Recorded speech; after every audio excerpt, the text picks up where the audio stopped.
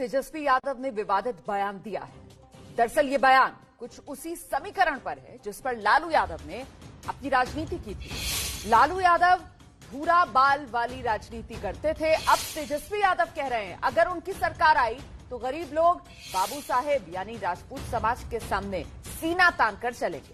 सीना तानकर चलना ठीक है, लेकिन बाबू साहेब के सामने सीना तानकर चलने की बात कहकर क्या तेजस्वी फूट डालने वाली बात नहीं कर रहे हैं? सबसे पहले सुनिए तेजस्वी यादव ने क्या कहा। लालू जी का जब राज था तो गरीब सीना तान के बाबू साहब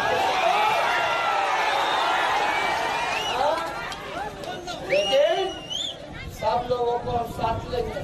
जो काम करेगा कर्मचारी सम्मान मिलेगा, जो गलत काम करेगा सजा मिलेगा। सब लोगों को साथ लेके चलना है ना। हम सीधे रुक करते हैं। मेरे साथ मेरे सहयोगी प्रकाश कुमार इस वक्त मौजूद हैं। जरा प्रकाश, मेरी आवाज मिल रही है आपको?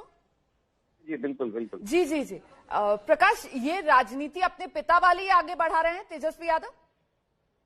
देखिए, जिस अंदाज में लालू यादव के बेटे तेजस्वी यादव जो मुख्यमंत्री पद के उम्मीदवार हैं, वो रोहतास में लोगों को संबोधित कर रहे थे, अपने मतदाताओं को वहां पर जो भीड़ जुटी थी, वो अंदाज भी दिख रहा था कि लालू के ही नकल करने की कोशिश कर रहे थे और साथ ही उनकी जो आवाज थी वो एक खास समुदाय के खिलाफ, एक खास जाति के खिलाफ उन्होंने सीधे तौर पे हल्ला बोल दिया और कहा कि जिस तरह से लालू के राज में गरीब लोग बाबू साहब के सामने सीना तान के चलते थे, वैसा ही राज उनका भी होगा।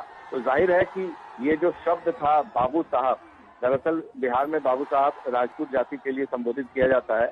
ठीक वही याद दिला दिया जब एक जमाने में लालू यादव ने कहा था कि भूरा बाल साफ करो। भूरा बाल मतलब भूमिहार, राजपूत और ब्राह्मण और लाला, इन चारों जाति को लेकर के उन्होंने कहा था।